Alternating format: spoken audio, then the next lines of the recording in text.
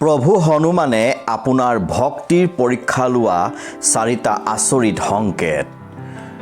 বন্ধু বান্ধৱীসকল, যেতিয়া আমাৰ সকলো ফালৰ পৰা জীৱন সুন্দৰভাৱে অতিবাহিত হৈ থাকে, তেতিয়া আমি সকলোৱে প্ৰভু হনুমানক হৃদয়ৰ পৰা ধন্যবাদ জ্ঞাপন কৰোঁ। তেওঁক দিনে নিশাই চিন্তা কৰোঁ যাতে সমস্যা পুনৰাবৃত্তি নহয়।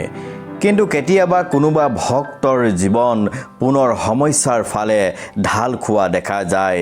মন তেতিয়া চিন্তাত ব্যাকুল হৈ পৰে আৰু তেতিয়া মনলৈ সৰ্বপ্ৰথমে প্ৰভু হনুমানৰহে কথা আহে, কাৰণ তেওঁ সংকটমোচন প্ৰভু হনুমান, যি নেকি আমাৰ সকলো প্ৰকাৰৰ দুখ দূৰ কৰে।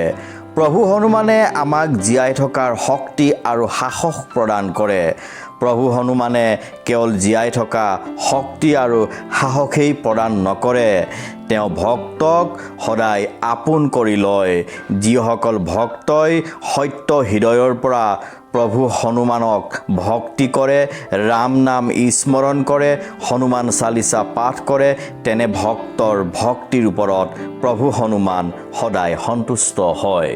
কিন্তু বন্ধু বান্ধৱীসকল, কেতিয়াবা ভগৱানে ভক্তৰ ভক্তিৰ ওপৰত পৰীক্ষা ল'ব বিচাৰে। এই পৰীক্ষা হ'ল ভক্তৰ হৃদয় আৰু প্ৰভু হনুমানৰ আত্মাৰ পৰীক্ষা। ভক্ত যাতে কেৱল ফলাকাংক্ষা হৈ নাথাকে, আধ্যাত্মিক দিশতো যাতে অগ্ৰসৰ হয়, তাৰো পৰীক্ষা ল'ব বিচাৰে। প্ৰভু হনুমানে ভক্তক কিছুমান সংকেতৰ দ্বাৰা পৰীক্ষা ল'ব বিচাৰে, কাৰণ প্ৰভু হনুমানে জানিব বিচাৰে যে ভক্তই কেৱল স্বাৰ্থ সিদ্ধিৰ কাৰণে তেওঁৰ নাম লয় নে নিস্বাৰ্থ প্ৰেমেৰেও তেওঁৰ নাম লয়। যিসকল একান্ত মনৰ ভক্ত, সেইসকলৰ ওপৰত ভক্তিৰ পৰীক্ষা বেছিকৈ লয় বুলি ভক্ত সমাজে বিশ্বাস কৰে। এই সংকেতসমূহক বুজা ইমান সহজ নহয়। ইয়াক নীৰৱে উপলব্ধি কৰাৰ প্ৰয়োজন। যি প্ৰভু হনুমানৰ ভক্তি পৰীক্ষাত উত্তীৰ্ণ হয়, তেওঁৰ ভক্তিত কেতিয়াও বিঘিনি নঘটে। বন্ধু বান্ধৱীসকল, তেন্তে জানো আহক প্ৰভু হনুমানৰ সেই চাৰিটা ভক্তি পৰীক্ষাৰ সংকেত। প্ৰথমটো সংকেত হ'ল মনৰ অস্থিৰতা আৰু অশান্তি অনুভৱ। কোনোবা ভক্তৰ যদি মন বাৰে বাৰে অস্থিৰতা আৰু অশান্তিৰ অনুভৱ হয়, সঠিক সময়ত সঠিক সিদ্ধান্ত ল'ব নোৱাৰা হয়, তেতিয়া জানিব হয়তো প্ৰভু হনুমানে আপোনাৰ মনৰ সংযমৰ ওপৰত আপোনাৰ নিয়ন্ত্ৰণ কিমান আছে তাক চাব বিচাৰে। মনৰ অস্থিৰতা আৰু অশান্তিৰ মাজতো যাতে প্ৰভু হনুমানক নাপাহৰে, সেইটো পৰীক্ষা ল'ব বিচাৰে। সেইকাৰণে ভক্ত যাতে অধিক ভাবুক নহয়, তাৰ প্ৰতি লক্ষ্য ৰাখিব লাগে। দ্বিতীয়টো সংকেত হ'ল পুৱা গধূলি হনুমান চালিচা পাঠ কৰিবলৈ মন নোযোৱা আৰু এলাহ ভাৱ মনলৈ অহা।